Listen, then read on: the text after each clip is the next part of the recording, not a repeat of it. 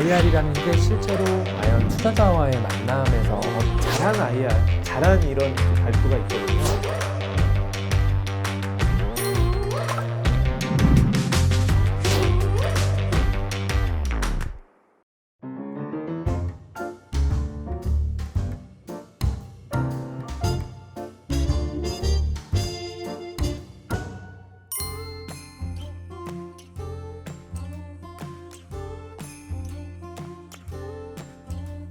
안녕하세요. 안녕하세요. 잘 지내셨나요? 네, 저는 잘 지냈습니다. 네. 코로나는 난리지만. 안녕하세요. 네, 안녕하세요. 네. 제가 늦은 건 아닌가요? 늦진 않으셨습니다. 딱 맞게 오셨어요. 약간 덥네요, 진짜. 네. 안녕하세요. MI 소셜 컴퍼니 미스크의 김정태라고 합니다. 반갑습니다. 네, 저는 또 왔습니다. 임팩스퀘어 도혜명입니다. 오늘 원래 또 다른 한 분 또 오시기로 하시지 않았나요? 맞아요. 원래 한 번 더 임팩트 투자자가 오시기로 했는데 지금 코로나가 지금 극성이잖아요. 맞아요. 예, 해당 기관에도 코로나 확진자가 생기셔서 검사받고 격리하시느라고 오늘 참석을 못하게 되셨습니다. 아쉽게도. 그럼 우리 연기하는 건 아닌가요? 연기를 할 수가 없어서 네. 많은 분들이 지금 이제 잡혀 있으니까 아하. 저희 둘이서 잘 해보는 걸로 둘이서 예, 잘 해보도록 하겠습니다. 오늘 대단한 날이네요. 오늘 그 IR론의 좀 어떤 컨셉이나 뭐 가구 같은 거 한번 말씀 부탁드려도 괜찮아요? 오늘 팀 중에 한 팀이 코로나 바이러스 확산과 관련된 데이터를 또 수집하고 정보를 공개하는 그런 팀이에요. 그러니까 또 타이밍 맞게 그 이야기를 좀 저희도 한번 들어보면 좋겠다는 생각이 들었고요. 아주 시의적절한 팀이니까. 그리고 또 팀들 중에는 지금 고민들이 다들 임팩트 투자자랑 어떻게 커뮤니케이션 할지를 고민을 많이 하시더라고요.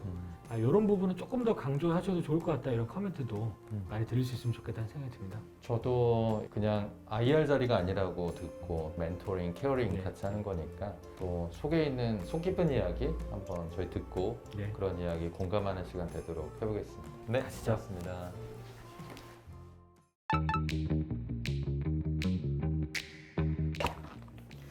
안녕하세요. 안녕하세요. 안녕하십니까. 네, 저는 Save Resources, Save Lives, 닥터스 온 더 클라우드 대표 한덕재입니다.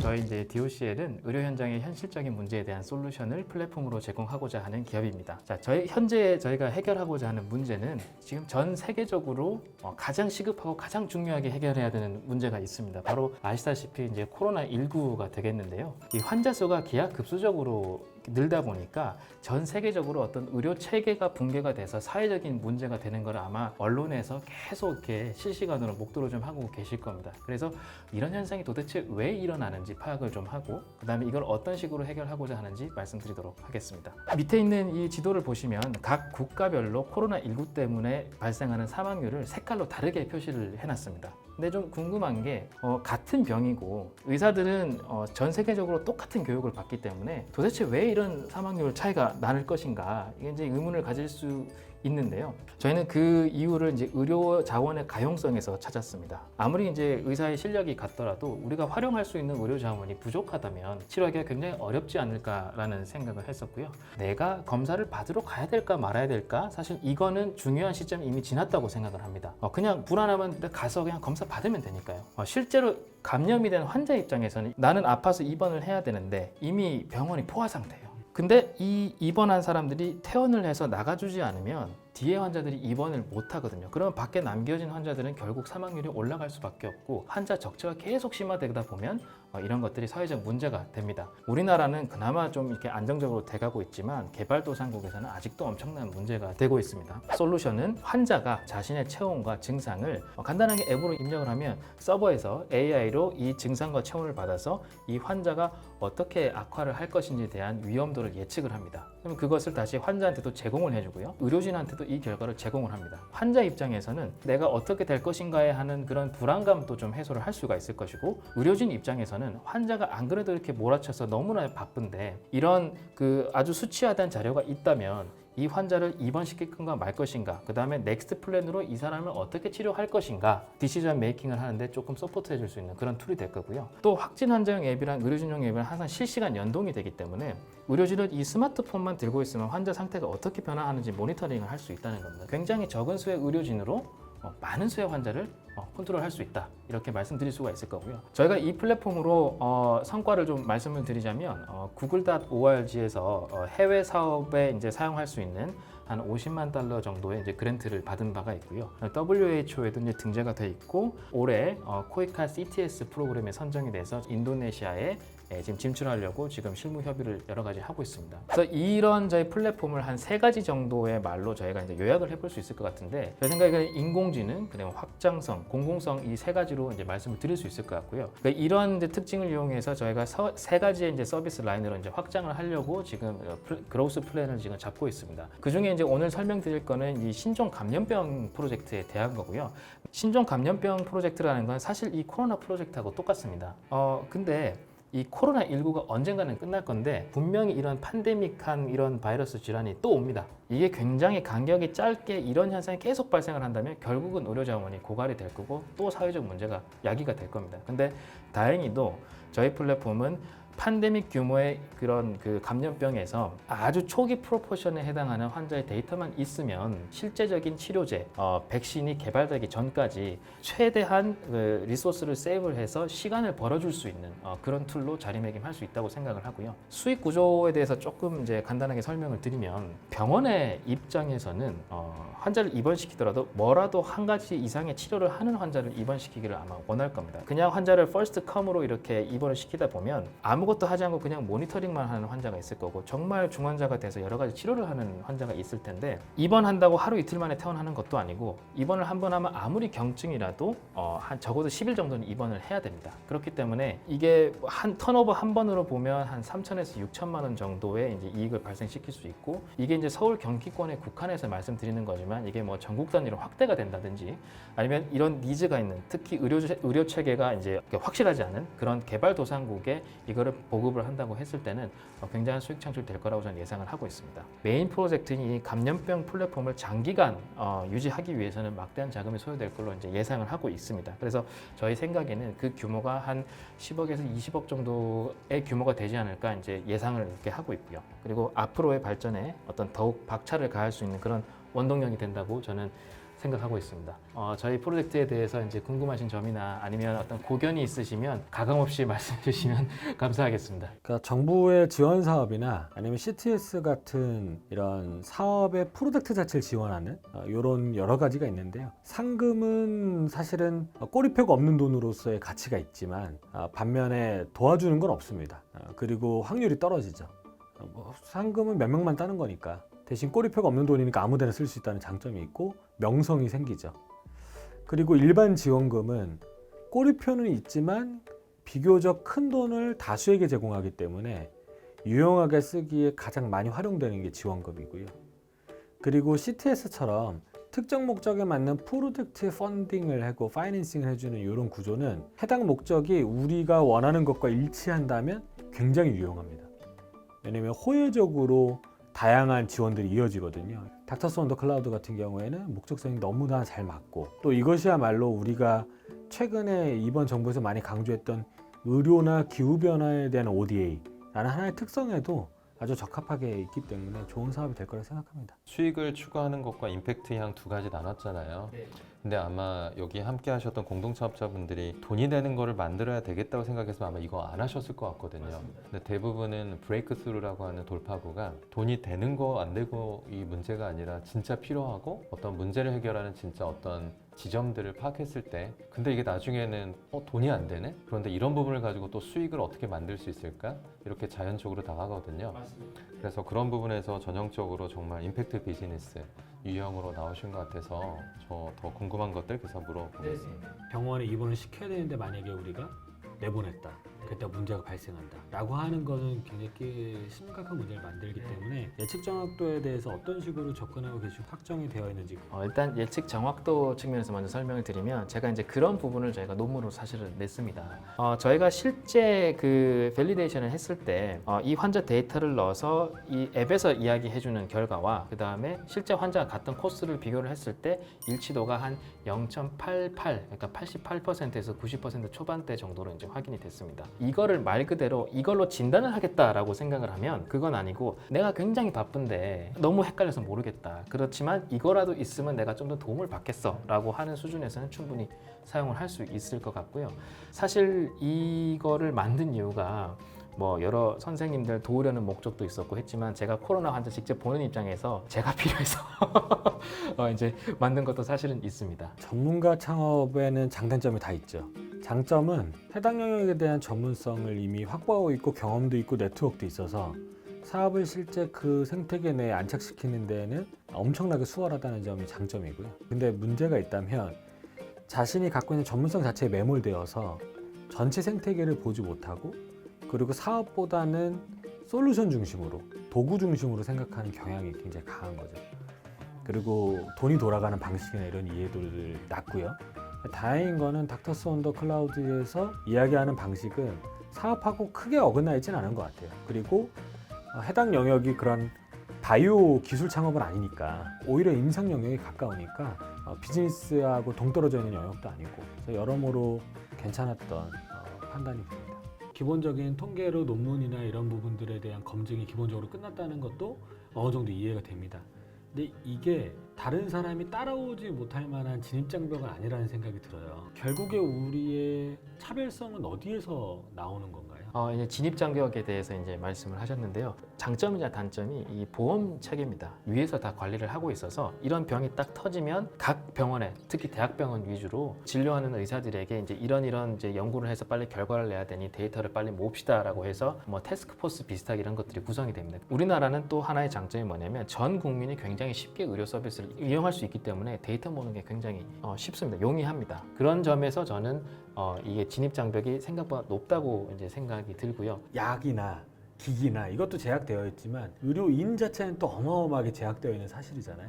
개도국이 제일 없는 거는 약이 아니거든요. 의사죠. 그러니까 그 포인트에 대한 어시스턴스가 명확하게 일어나서 최적화가 일어난다면 말씀하셨던 효과들에 대한 검증이나 좀 제너럴라이즈가 될 수 있다면 비즈니스 모델이 있을 것 같아요.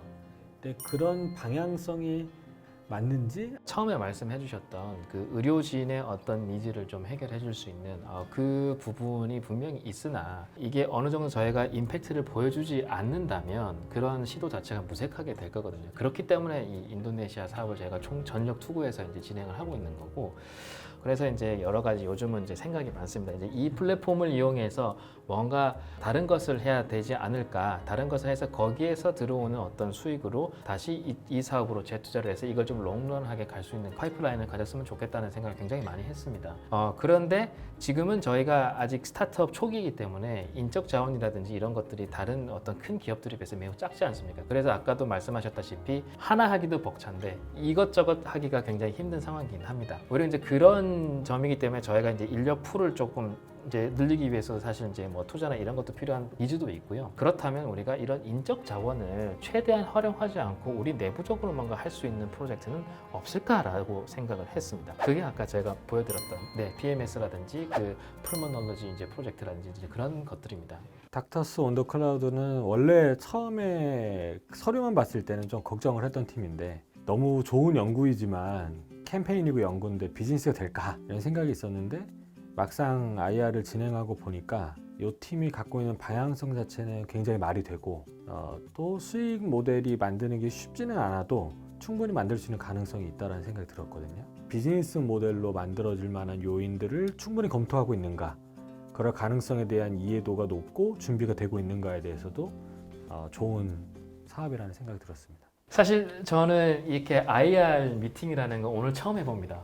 뭐라 그럴까 이렇게 긴장한 상태에서 왔고 막상 오니까 이렇게 분위기도 너무 편하고 잘 대해주시고 많은 조언을 해주셔서 굉장히 뜻깊은 자리가 됐고요. 일단은 저희가 뭐 여러 가지 프로젝트를 생각을 하고 있습니다만 지금 제일 중요한 거는 코로나를 일단 해결을 하는 거고 저희가 돈을 떠나서요. 일단은 많은 환자를 살려야 되지 않습니까? 최대한 많은 생명을 구할 수 있는 미래에도 여러 사람을 살릴 수 있는 그런 플랫폼으로 발전을 할 수 있었으면 좋겠습니다. 네, 아유, 이상입니다. 감사합니다. 네. 고맙습니다. 네, 감사합니다.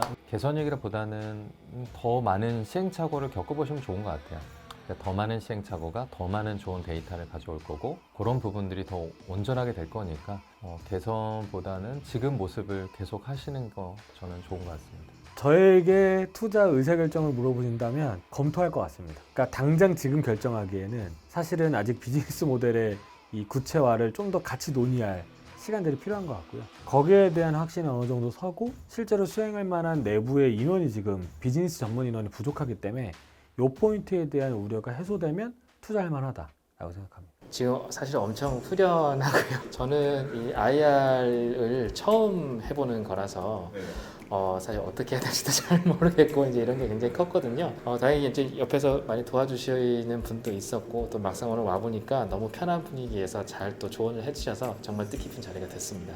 네, 정말 도움이 될 것 같아요. 왜냐하면은 대부분의 이제 스타트업들이 특히나 실제로 이런 투자자분들이 어떤 생각을 갖고 계시는지, 그다음에 어떤 점을 중점으로 이제 투자를 평가를 하실지 이런 것들에 대해서 잘 알지 못하거든요.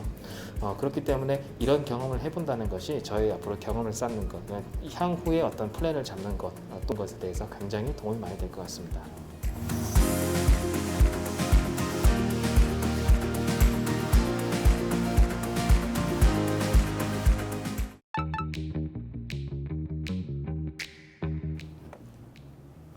안녕하세요. 안녕하세요. 저희는 담수 시설의 수질을 관리하는 문제를 해결하고 있고요. 그 문제를 해결하기 위해서 인공지능 로봇을 만들고 있습니다. 물 산업 시장은 굉장히 큰 규모의 시장이고요. 국내뿐만 아니라 국외 시장도 굉장히 큽니다. 현재 보고 계신 그림은 국내 스마트 그린 도시 사업에 선정된 아이템으로서 22년도까지 구축이 계획되어 있습니다. 단순히 에너지 생산뿐만 아니라 수질 정화 솔루션이 첨가되어 있는 기술입니다. 한정적인 수자원을 효율적으로 사용하기 위해서 모든 나라들은 담수 시설을 구축을 합니다. 댐, 상수원, 보 이런 식으로 물을 가둬놓고 쓰는데 기후변화로 인해서 온도가 많이 올라가고 오염원이 증가되다 보니 세계 어느 나라 할 것 없이 이런 문제들이 계속 발생을 하고 있습니다. 하지만 뚜렷한 대안이 없고 기존의 기술, 기존의 해결 방법으로는 문제가 생기고 있는 상황입니다. 담수 시설이 오염이 되면 1차적으로 상수원이 오염이 되고요. 가정에서 쓰는 물이 이렇게 녹색을 띨 수도 있고 냄새가 날 수도 있습니다. 저수지가 오염이 되면 농업용수가 굉장히 품질이 떨어집니다. 국가에서도 그래서 연평균 예산을 증액을 굉장히 크게 하고 있는 부분이고요. 대한민국에서는 그린 뉴딜 사업과 함께 21년도부터는 스마트 그린 도시 사업도 예산이 이렇게 많이 증액이 되었습니다. 이런 오염원을 해결하기 위해서 유인 녹조 제거선, 녹조 제거제 살포, 인공식물 섬이라는 게 있는데 수자원공사에서 주로 이용하는 방법, 농어촌공사에서 지방자치단체에서 이용하는 방법입니다. 하지만 유지관리비, 그다음에 이게 화학약품 사용하는 문제, 여기는 제거 성능에 대해서 굉장히 문제가 되고 있는 상황이고 지금 현재 이 기술들로서는 한계가 있는 상황입니다. 그래서 저희는 인공지능 수질 정화 로봇을 개발하게 되었고요. 이걸 개발하게 된 이유는 고정식 수질 정화 장치를 만들어서 쓰다 보니 효과가 좋고 이 고정식 수질 정화 장치가 돌아다니면서 물이 중점적으로 오염되는 포인트들을 좀 관리해주면 좋겠다라는 수요처들의 니즈가 있었습니다. 저희는 물리적으로 필터링을 하는 기술이기 때문에 화학적인 약품을 쓰진 않습니다. 그래서 환경에 2차적인 오염을 일으키진 않지만 물리적이다 보니까 한 달에 한 번씩 정도 관리가 필요합니다. 또 이 로봇이 현장에 설치되어 있다 보니까 관리가 안 되면 또 금방 망가질 수 있거든요. 그래서 저희는 이 관리를 또 다른 비즈니스 모델로 연결을 해서 필터를 관리하고 로봇을 세척을 하고 관리를 하는 이 모델까지 연결시키고 있는 상황입니다. 이 기술은 기술력과 성능이 검증되고 인정받아서 조달청 혁신시 제품에 선정이 됐고요. 경기도 수원시에 설치가 돼서 지금 현재 작동하고 운영이 되고 있습니다. 소규모 상수원 같은 경우는 지금 위탁 관리가 점점 늘어나고 있는데 한정된 인력으로 관리하기가 어렵다 보니 이 로봇을 가지고 수질 관리뿐만 아니라 수질 측정, 그다음에 채수, 현장 모니터링 등의 이런 다양한 방면으로 1년 12달 쓸 수 있게끔 지금 커스터마이징을 하고 있다고 보시면 됩니다. 그리고 저희가 이제 로봇을 만들기 전에 구축한 기술들입니다. 이게 고정식 장비고요. 그래서 아직도 뭐 골프장이나 소규모 시설, 소규모 담수 시설에는 로봇이 이제 고가다 보니 이런 고정식 장비가 들어가고 있고, 이것 또한 또 괜찮은 제품으로 판매되고 있는 상황입니다. 로봇이 스스로 돌아다니면서 이제 에너지를 여기서 충전받고 고정식 장치들과 이제 물순환 장치가 융합이 돼서 좀 더 대규모 수역에서도 충분히 수질을 정화할 수 있는 솔루션으로 지금 레퍼런스를 지금 내년도에는 확보할 수 있는 상황입니다. 근데 이 로봇을 가지고 이제 확장할 수 있는 전략이 지금 현재 저희가 커스터마이징 하고 있는 게 해상의 폐유 제거하는 로봇으로 바로 이제 필터만 교체하면 확장할 수 있어서 해경이나 해양공단에 지금 계속 지금 컨택을 하고 있는 중이고요. 지금 저희가 그 물에서 오염원이라고 하고 있는 미세 플라스틱, 그다음에 수상 쓰레기, 전 세계적으로 폐 플라스틱이 바다의 오염을 주로 일으키는 지금 그 문제인데 대부분 다 육지에서 생기는 문제입니다. 그래서 육지에서 바다로 나가기 전에 제거해 버릴 수 있는 로봇으로 저희가 확장 전략을 잡고 있고요. 저희의 매출 계획입니다. 작년까지 14억 원의 매출을 했고요. 올해 이제 스마트 그린 도시와 K워터 두 개소 설치해서 한 30억 원 정도 매출을 계획 잡고 있습니다. 내년도에는 뭐 중국, 베트남, 글로벌 쪽에서도 지금 로봇에 관심을 두고 있어서 국외와 그다음에 국내 설치 계획을 잡고 있습니다. 24년도까지 해서 저희가 500억 매출을 24년도에는 달성할 수 있게끔 지금 매출 계획표를 잡고 있고요. 저희가 직접 공장을 가지고 있다 보니 로봇의 그 구조적인 부분, 형태적인 부분에 고도화하는데 쉽게 할 수 있어서 이렇게 빠르게 좀 개발을 할 수가 있었고요. 좀 장점이라고 하는 거는 직접 만들고 직접 테스트할 수 있는 공장과 인력을 갖추고 있어서 좀 더 고도화하는 부분이나 그 다음에 업그레이드하는 부분에 있어서 시간이 굉장히 짧게 소요된다는 부분이고요. 저희가 추후 이 도심 속에 이렇게 디자인까지 고려한 장치들을 설치할 계획을 잡고 있고요. 이상으로 마치도록 하겠습니다. 처음에는 제품이나 기술, 뚜렷한 어떤 물성이 있는 거잖아요. 그래서 그런 쪽으로만 좀 생각했는데 가면 갈수록 환경에 접근하는 그런 논리들, 이런 부분들이 좀 더 탄탄하다. 그런 부분들 이번에 발견할 수 있었습니다. 저는 딱 봤을 때 제가 알고 있는 기업이 쉐코라고 네. 하거든요. 쉐코든 좀 비슷한 유형하고 한번 비교해 보시면 저희가 조금 더 이해를 빠르게 한번 해보겠습니다. 지금 대부분의 수상에서 작업을 하는 로봇들은 조종 타입이고요. 그러다 보니 누군가가 관리자가 붙고 그거를 모니터링하면서 이제 조종을 해서 제거하는 방식이고요. 저희는 이제 해상의 폐유도 있지만 우리 주변에 있는 호수공원 이 수질 관리를 첫 번째 타겟으로 했고 저희의 로봇은 정해진 코스대로 알아서 자율주행을 하고 다닙니다. 그리고 실시간으로 수질을 센싱을 할 수가 있어서 지금 현재 문제가 어떻게 진행되고 있는지 판단도 할 수 있고 앞으로 어떻게 대책을 해야 되는지 또 예측도 할 수 있고요. 가운데 있는 필터부를 교체를 함으로써 바다에서 그 발생하는 폐유 사건이 내수면에서 발생하지 말란 법은 없거든요. 그럼 저희는 가운데 있는 필터만 교체를 하면 어쩔 때는 녹조를 제거하지만 또 어쩔 때는 폐유를 제거할 수도 있고요. 이게 커스터마이징 하기가 훨씬 더 쉽고요. 레퍼런스를 이제 가져가다 보니 이제 공공기관에서 어느 정도 신뢰와 구축을 하겠다고 하시는 분들이 이제 굉장히 많이 나오고 있다는 부분. 쉐코는 아직 좀 개발 단계이고 이제 상용화하려고 하는 단계라고 본다면 저희는 이미 상용화를 했고 이걸 확장하기 위해서 로봇을 설치했는데 그 다음 스텝까지도 나가 있는 단계에서 스마트 그린 도시 또 스마트 시티 사업에도 저희가 지금 납품이 계획되어 있고 이게 확정이고요. 그렇게 설명하시니까 에코봇이 어떤 모습인지 좀 더 알게 된 것 같네요. 소셜 벤처에 특화된 어떤 펀드를 만들 수 있으면 제가 생각하는 거는 모든 소셜 벤처를 저희가 다 투자해보고 싶습니다. 그러니까 왜냐하면 문제 해결 혹은 가치 증진을 위해서는 어떤 하나의 솔루션만으로는 사실 되긴 어렵더라고요. 그리고 고객이나 시장이 어떤 하나의 소셜 벤처만으로 그게 가치 제한은 어려우니까 결론적으로 저희는 이런 부분들을 나중에는 홀딩 컴퍼니처럼 모을 수는 있지 않을까? 이런 부분들이 집단적으로 또 하나의 연결할 수 있지 않을까 이런 생각을 해서 아까 같은 저희 에코피스 같은 경우도 저희는 쉐코에 투자했지만 그럼에도 불구하고 이것을 뭐 특별히 안 해야 되겠다는 생각보다는 이거를 연결한다면 오히려 어떤 부가가치가 있을까? 사실 그런 관점에서 그때 쉐코랑 비교하는 거 질문을 드려봤습니다. 녹조를 해소한다라는 거는 좀 쉽게 이해가 돼요. 내용의 그 설명의 라인을 보면 수질 정화라는 게 나오거든요. 그러니까 수질 정화라는 그 관점이 지금 아까도 설명해 주셨지만 물리적인 필터링이기 때문에 주로 녹조 쪽을 말씀하시는 거라고 이해될까요? 저희가 이제 수질 정화 포인트를 둔 이유는요. 필터를 두고 또 거기 안에 정화를 할 수 있는 동글동글한 여제라는 게 있습니다. 이 여제는 대부분 하수 처리에서 많이 사용이 되는데요. 물속에 있는 인과 질소라는 성분은 부영양화를 일으키는 주된 원인입니다. 그 중에서도 인의 농도가 굉장히 높을 때 녹조류가 이 인을 먹이로 하기 때문에 굉장히 번식하기 좋습니다.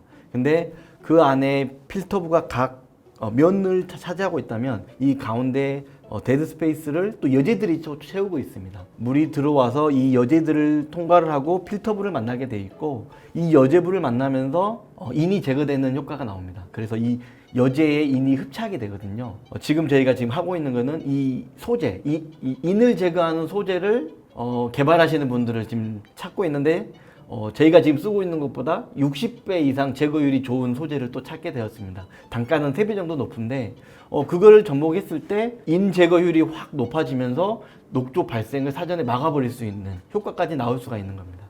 특히 기술 기업 그리고 현재 존재하지 않는 유형의 상품이나 서비스를 만들어야 되는 기업들은 요 소위 랜딩 타임이 꽤 오래 필요한 경우가 있죠. 테이크오프 할 때까지 혹은 그게 안착될 때까지 특정 수준의 이 기간이 필요한 경우가 있는데 에코피스는 창업한 지 9년이나 된 굉장히 이제서야 테이크오프가 시작되는 장기 동안의 이 견딤이 있었던 기업이라고 할 수 있는데요. 이런 기업이 생각보다 꽤 있습니다. 특히 하드웨어 같은 경우에는 기술 개발, 그 다음에 그걸 파일럿 테스트하고 문제가 있다면 피보팅하고 양산까지 이르는 데는 상당한 기간이 걸리는 경우가 있죠. 일단 녹조와 관련돼서 인까지 커버를 해서 예방할 수 있다고 말씀 주셨는데 1년에 우리나라 기준으로 녹조가 실제로 발생하는 날짜가 어느 정도 된다고 볼 수 있을까요? 이제 현장의 수질에 따라서 다르긴 한데요. 골프장 같은 경우는 이게 연중 녹조가 생기는 것도 있고요. 물이 잘 흐르지 않아서 그런 건가요? 그렇죠. 흐르지 않고 또 농약을 많이 살펴하다 보니까 인성분이 굉장히 많이 들어옵니다. 그리고 이제 상수원이나 이런 것들은 이제 기온이 급속히 올라가는 5월부터 요즘에는 11월 달도 굉장히 덥지 않습니까? 기후 변화로 인해서 이 녹조가 생기는 기간이 점점 길어지고 있습니다. 그래서 녹조로 인해서 머리 아파하는 지자체들이 굉장히 많아지고 있는 상황입니다. 호수공원 같은 경우를 예를 들자면 8개월 정도 말씀하셨는데 8개월 내내 돌아간다고 쳤을 때 내구가 몇 년 정도라고 생각을 하시나요? 저희 장비의 내구성은 저희가 일단은 모든 프레임을 스테인리스로 만들고 있고요. 또 물에서 사용하기 때문에 이동하는 프로펠러 부분, 그 다음에 흡입하는 펌프적인 부분만 기계적인 장치고요. 소모품적인 부분이 고장이 났을 때 교체하는 비용, 그런 부분도 유지 관리로 충분히 연결할 수가 있기 때문에 충분히 10년 넘게 사용할 수 있는 장비라고 확신할 수 있습니다. 임팩트 투자자가 일반 투자자를 통해서 규모를 확대하는 건 당연히 굉장히 유의미하게 생각합니다. 근데 일반 투자자가 임팩트 투자를 싫어할 수 있어요. 왜냐면 얘는 자꾸 사회적 가치 얘기해. 이 기업이 성장하려면 좀 저거 무시해야 되는데 자꾸 사회적 가치에 집중하게 만들어서 힘들게 만들어 하는 경우가 있을 수 있는데 진짜 뛰어난 임팩트 투자자는 어떻게 하면 그 사회적 가치에 집중하고 경쟁력이 있는 것을 비즈니스적으로 승화시킬 수 있는지를 만들어내야 된다고 생각합니다. 특히 이렇게 오늘 나왔던 초기 기업들의 입장에서는 이때 비즈니스 모델 잘 만들어줘야 되거든요. 그래서 엑셀러레이터 혹은 초기 투자자가 사회적 가치를 잘 만드는 그 과정과 결과를 비즈니스 경쟁력으로 바꿀 수 있도록 해서 일반 투자자가 너무 좋아할 수 있게, 오히려 이게 딴 애들은 갖지 못한 경쟁력이라고 인정할 수 있게 만들어줘야 된다고 생각합니다. 18,000개소는 다 아니더라도 그런 심각한 문제를 겪고 있는 곳 위주로 설치가 된다고 한다면 에코피스가 보고 있는 시장 사이즈는 어느 정도라고 보시나요? 담수 시설의 수질을 정화하는 예산의 규모만 보더라도요, 조 단위를 훨씬 넘어가고요. 저희가 그 시장의 20%, 25% 정도만 하더라도 최소 3천억 이상의 시장을 저희가 가져올 수 있다고 보고요. 이게 국내 시장의 얘기고요. 중국 쪽도 뭐 컨택이 되고 있는 한 개의 성이 있는데 거기 성의 인구가 한 3천만 명 돼요. 거기도 이 로봇에 굉장히 관심이 있고 거기도 이제 시범 사용으로 한 대를 구매해서 사용해보고 좋으면 확산을 하겠다. 근데 이제 국내 물 상황이나 거기 물 상황이 비슷해서 저희는 이제 확신을 하고 있는 거죠. 또 베트남도 마찬가지고요. 저희가 이제 확장을 해야 되는 상황에 투자 유치를 좀 해서 좀 더 확장하면서 단순히 녹조뿐만 아니라 물에서 발생하는 여러 가지 그 수질 문제들이 있거든요. 아까 말씀드린 뭐 수상 쓰레기, 미세 플라스틱 이런 문제들도 제거할 수 있는 장비 개발도 함께 진행을 해서 이 물 문제가 전 세계적으로 많이 발생하는 것을 좀 해결할 수 있는 좀 선두주자가 좀 되고 싶습니다. 그러니까 에코피스가 좋은 타이밍을 이제 꽤 오랫동안의 기다림 끝에 얻었다라는 데에서 우리가 주목할 것은 그린 뉴딜 혹은 스마트 시티와 관련된 새로운 정책들이 아주 가파르게 성장 중이라는 거죠. 거긴 솔루션이 필요한데 적합한 솔루션이 없습니다.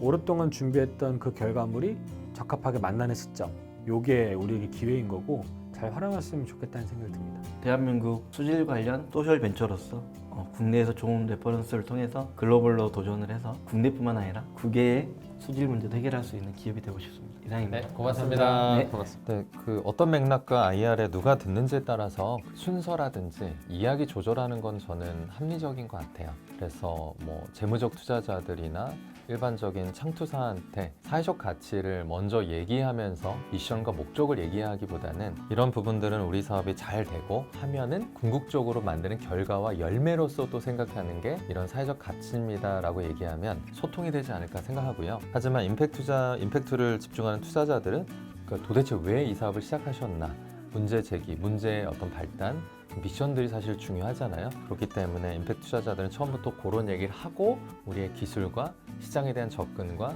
모델이 무엇인지를 얘기하는 것, 그런 부분들을 맥락과 투자자에 따라서 조절하셔도 저는 좋을 것 같습니다. 두 투자자분이 너무 편하게 말씀을 해주셔서 저도 편하게 발표할 수 있었던 것 같고요. IR을 되게 딱딱하게만 생각했는데 이런 분위기에서 하는 또 IR 굉장히 편했고요. 저희 아이템을 잘 소개하고 또 좋은 말씀 많이 들을 수 있어서 굉장히 좋은 시간이었던 것 같습니다. IR을 처음 하시는 분들이나 많이 하시는 분들이나 누구나 좀 쉽게 편하게 할 수 있을 것 같고요. 자연스러운 분위기 속에서 하다 보니 하고 싶은 말도 자신 있게 할 수 있었던 것 같습니다.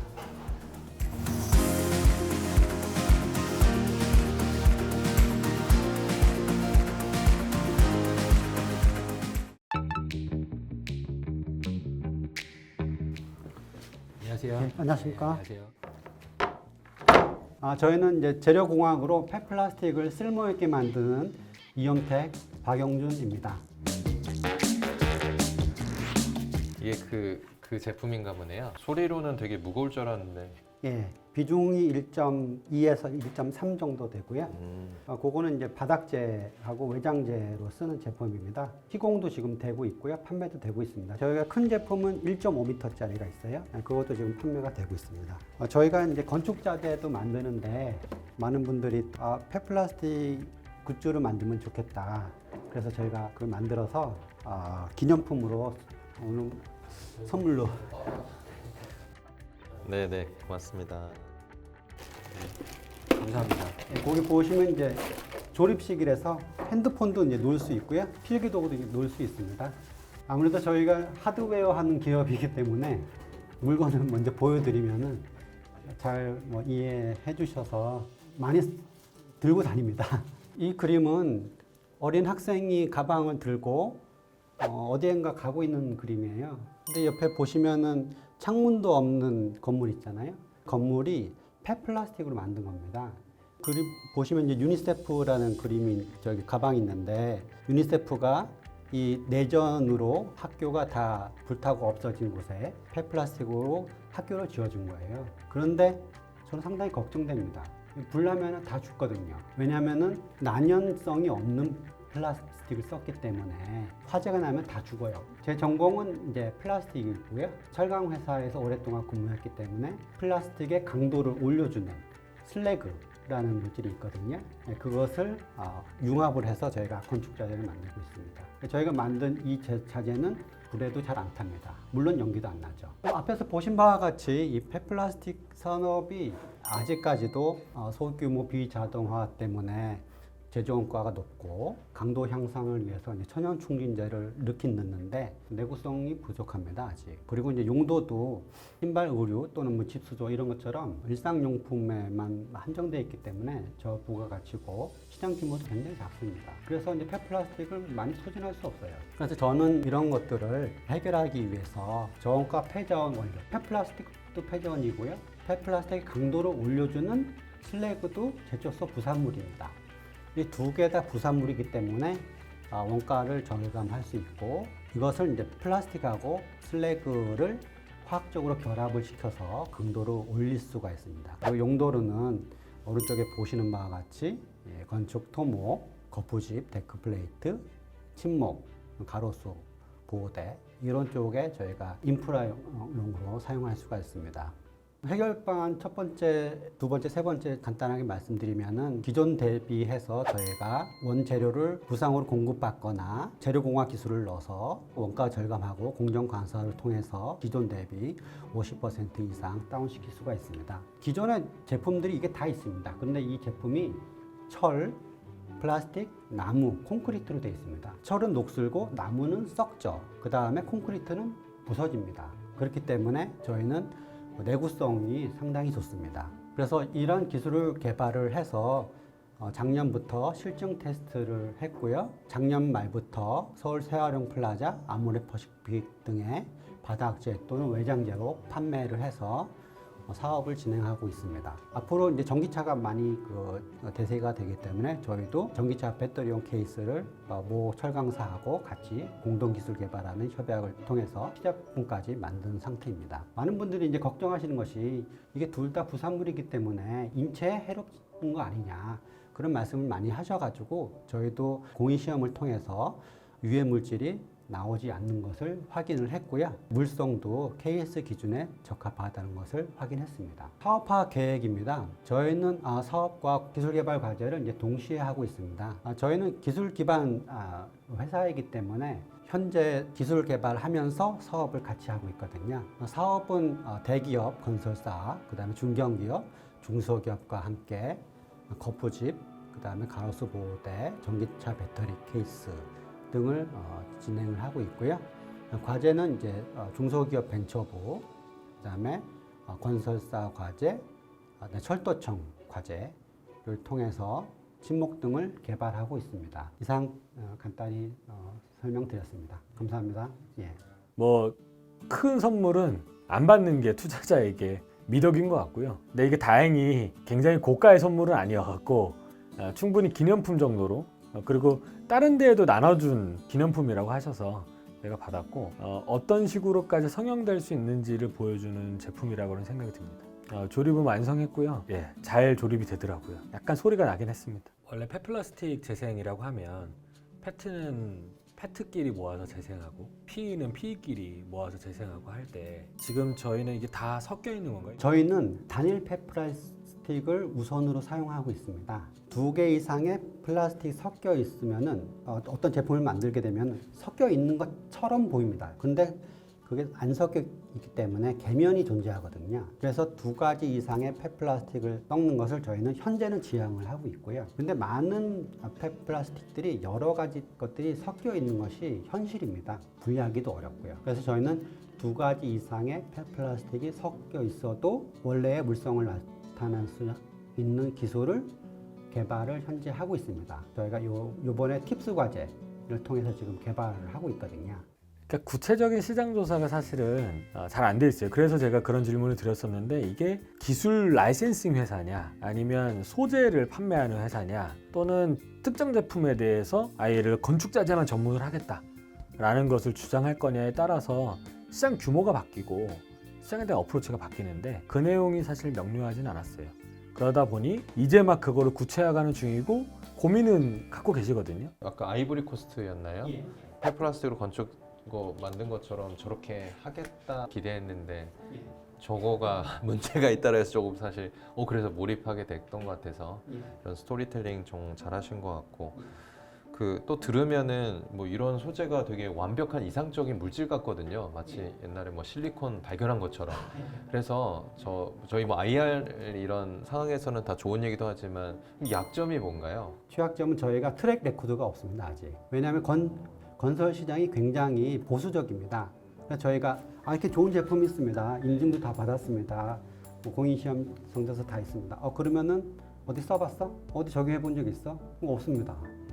그래서 저희가 이제 트랙 레코드를 만들려고 수요 기업인 대기업하고 그다음에 철도기술연구원하고 과제를 해서 트랙 레코드를 쌓으면은 그걸 가지고 거기도 써봤구나. 그러면 그때 판매가 되는 거예요. 소재 자체에 불리함은 없나요? 뭐 잘 깨진다든지 아니면 냉각에 굉장히 약하다든지 뭐. 저희가 그래서 뭐 그런 여러 가지 특성들을 뭐 저희만 평가한 게 아니고 공인 시험 기관을 통해서 다 케이스 기준에서 다 평가를 했거든요. 그래서 다 합격 판정을 받았습니다. 그러니까 폐플라스틱 재생과 관련돼서 제일 지금 논의가 뜨거운 거는 페트. 근데 페트의 특성상 고순도가 만들어져야 되고 페트는 실제로 투명해야지 의미가 있는 상품입니다. 그걸 병으로 만들든 실로 뽑든 최소한의 고순도 98% 이상의 고순도를 만들어야 의미가 있는데 그렇게 하는데 상당한 비용이 드는 거죠. 실패하는 경우도 너무 많고. 근데 요 이온텍에서 의미가 있다라고 저희가 취득할 수 있었던 건 사실 ABS다 아니면은 HDP다 이런 제품들이 모였을 때 좀 지저분할 수도 있고 색깔도 여러 가지가 있을 수 있고 또 약간의 그 다른 소재들이 뭐 많이 섞이면 안 되겠지만 조금씩 섞일 수가 있는데 이래도 건설 자재로 만드는 데는 아무 문제가 없다라는 게 굉장히 강점이 될 수 있습니다. 사업 자체가 이제 사내벤처로 출발을 하셨고 그래서 이제 관련된 모기업하고의 이런 협업도 굉장히 많으신 걸로 보이거든요. 그래서 그런 시작점에서의 약간 장점도 있을 텐데 지금도 협업을 많이 하신 건 장점일 거고 단점도 있을 것 같거든요. 혹시 그러면 투자가 그 모기업에서 되어 있는 상태인 건가요? 시드 투자는 그 포스텍 홀딩스 포항공대 기술지수 회사를 통해서 저희가 시드 투자를 받았고요. 지금 프리 A 지금 준비하고 있는데요. 모기업 쪽은 얘기는 하지 않고 있습니다. 거기는 이제 그 CVC 중심이기 때문에 저희가 돈 달라고 할 타이밍이 아니라서 B 정도 됐을 때 좀 요청을 할 예정이고요. 저희가 사내벤처를 대기업들하고 해보니까요. 일단 어려운 부분들은 이 세상에 굉장히 복잡한 부분들이 많은데 아마 담당하셨던 직무나 좀 많이 하셨던 업무 중심으로 시장을 바라보는 성향들이 있는 확률이 좀 있는 것 같아요. 그래서 실제 이엄택 대표님도 초반에는 아마 그런 게 있으셨을 텐데 놀라운 부분들은 다양한 실증 사업을 다양한 기업들과 하잖아요. 그런 걸 통해서 그 부분들은 많이 완화가 된 것 같습니다. 저 공정에 대해서 궁금한데요. 공정 가운데서 외부에 의존이 되는 영역이 어디고 그다음에 여기에서만 하는 그 영역 좀 분류를 해주시면 어떻게 됩니까? 이 서플라이 체인이 이 구축하는데 저희가 1년이 걸렸습니다. 원료 수급부터 제품 개발까지. 저희는 처음부터 이렇게 시작하지 않고요. 끝에서부터 시작합니다. 그래서 이제 건설사를 먼저 만나요. 어떤 제품이 필요하냐 그런 것들을 저희가 먼저 VOC를 듣고 그 다음에 MVP를 만들고 그래서 이제 거기에 대해서 원료와 성능들을 이제 밑으로 내려갑니다. 저희는 이제 기술 기반 회사이기 때문에 기술만 개발합니다. 기술 기업들이 나타났을 때 이제 발명처럼 시작을 하기 때문에 우리가 얼마나 뛰어난 발명을 했는지를 설명을 너무 많이 하는 거죠. 근데 사실 발명 자체도 중요한 일이지만 그 발명이 누구에게 어떤 가치를 가지게 되고 그래서 어떤 지불을 받을 수 있느냐를 설명하는 게 비즈니스에 좀 더 나아간 핵심입니다. 이번 이온텍은 그래도 설명을 꽤 잘하신 편이었고요. 이해도 잘 되는 편이었지만 기술 창업을 하시는 분들에게는 내가 얼마나 멋진 걸 만들었어 보다는 그래서 누군가의 삶이 이렇게 바뀔 거야 라고 설명해 주시면 훨씬 설득력이 좋아질 것 같습니다. 저는 근데 대표님이 이미 다 얘기하신 것 중에요. 결국에 시장이 원하는 거는 이미 말씀하셨죠. 철, 콘크리트, 나무를 대체하는 거다. 근데 사실 이게 시장의 언어인데 아직은 대표님께서는 재료공학으로 쓸모있게라는 것은 아직은 사실 공급자의 이야기잖아요. 그래서 오히려 투자자나 산업계에서 두고 싶은 거는 그 재료공학이라는 건 다 이해해. 그 다음에 페프라 쓸모있게 해야지. 그 다음에가 그러면 철근을 대체하는 겁니다. 나무를 대체하는 겁니다. 사실 이 렌즈를 가지셔야지 아까 제가 거시경제 관점에서 보면은 그러면 철을 대체하는 효과가 도대체 얼마인지 재무적으로 비재무적으로 환경적으로 콘크리트 나무도 재무적으로 얼마 감소 그 다음에 환경적으로 얼마에 대한 이 임팩트 볼륨이 있는지를 보실 수 있을 것 같아요. 참고로 저희도 기술 기반 기업 소셜벤처 굉장히 많이 투자를 해왔는데 기술의 전문가이실수록 초반에는 보통 그러신 편입니다. 그래서 이상한 일은 아니고요. 근데 이제 제가 많이 말씀드리는 게 사업은 발명이 아닙니다 라는 말씀 많이 드려요. 발명이 사업의 중요한 역량은 되지만 발명이 잘 되었다고 해서 사업이 꼭 잘 되는 거 아닙니다. 그래서 그 연결점을 만들어내는 게 이제 연구자로서 시작하셨고 또 기업인으로서 이제 창업을 하셨으니까 요 연결점이 딱 만들어진 타이밍이시라고 저희는 딱 보여지고요. 그걸 잘 만들어지면 말씀하셨던 것들이 실현 가능하다고 생각이 들어요. IR에서 이엄택이 주로 기술에 대한 부분을 설명하신 거는 아무래도 이런 부분들을 저희가 다 생소하게 보니까 거기에 좀 집중하셨다고 생각하고, 그런 부분들이 어느 정도 이해가 된 분들은 아마 다음 단계로 궁금한 것 같아요. 그래서 이런 부분들이 많이 스케일업 되고 활용된다면 어떠한 변화가 있을까? 예를 들어서 콘크리트, 철, 나무 이 세 가지의 기본적인 우리 산업 소재들을 대체하는 걸 얘기하셨는데 부가적인 변화들이 어떤 거를 만들었을까? 이걸 약간 조감도를 보는 것처럼 우리가 직접적인 효과, 그래서 비용의 절감이나 이산화탄소의 절감들이 무엇인지를 쭉 뽑아낼 수 있을 것 같거든요. 이제 그렇게 되는 거가 투자자 입장에서는 이런 꼭지들을 중요하게 보는 투자자들에게 다음 투자자들은 이런 대체 효과, 재생에너지의 뭐 절감 효과, 삼림의 무슨 복구 효과를 기대하는 분들이 더 이렇게 연결될 수 있지 않을까 생각해서 그런 말씀드렸습니다.